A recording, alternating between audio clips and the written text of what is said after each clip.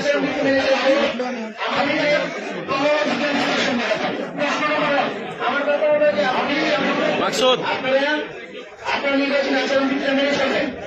আমার রায়ে আমার সিদ্ধান্তে যদি কেউ সংযুক্ত হয়, আমি আবার বলছি, আমার নির্বাচন অফিসার কিন্তু প্রথমে আলোচনা করেছিল, আমার রায়ে যদি কেউ সংযুক্ত হয় তাহলে কিন্তু নির্বাচন কমিশন আছে, সেখানে আপিল করার অথরিটি আছে। নির্বাচন কমিশনের উপরে যদি কেউ আপিল করতে চায়, অনেকগুলো ধাপ আছে। আমার কাছে এই সিচুয়েশনে একজন আরো পেছনে যাও, আরো পেছনে যাও।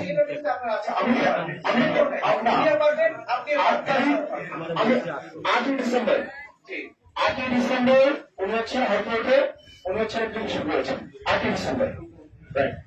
আর 8 ডিসেম্বর স্টে দেওয়া হয়েছে, সেটা হচ্ছে 8 মার্চ পর্যন্ত। 8 মার্চ পর্যন্ত দেওয়া হয়েছে, 3 মাসের স্টে দেওয়া হয়েছে। তাই মানে এই ইনফরমেশনটা উনি এবার হলফনামাতে উনি হেড করেছেন। এইখানে আর কিচ্ছু না, উনি আরো অনেকগুলো মামলা দিয়েছেন, মামলার ইনফরমেশন উনি এখানে দিয়েছেন, কিন্তু ঋণ সংক্রান্ত যে ডকুমেন্ট আপনার সামনে আছে, এই ইনফরমেশন নেই, এটাকে ঋণ সংক্রান্ত এটা আপনার উপরে। এই ঋণ সংক্রান্ত এই তথ্যটাই উনি ওনার হলফনামা থেকে হাইড করেছেন। এটাই হচ্ছে আমাদের সাবমিশন। এই ডিসকাশন যদি ওনারা এটা না বুঝেন, উনি যে আমার সাথে যে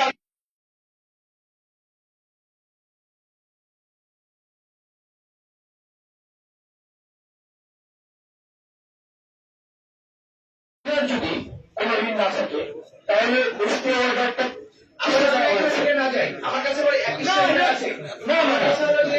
আপনি যদি আমার কাছে যতটুকু মনে হয়েছে যে ইনফরমেশন যেটা নিয়ে আপনারা বলছেন যে তথ্য গোপন করেছেন, উনি বলছেন যে আমার কোনো ঋণ নাই, আপনারা বলছেন তার ঋণ আছে। আপনি বললে হবে না, আমাকে এখানে কোন দপ্তর থেকে ঋণ নেওয়া হয়েছে তারা এসে যদি বলতে পারে তাহলে আমি বলবো যে তার ঋণ আছে। ইনফরমেশন দেন,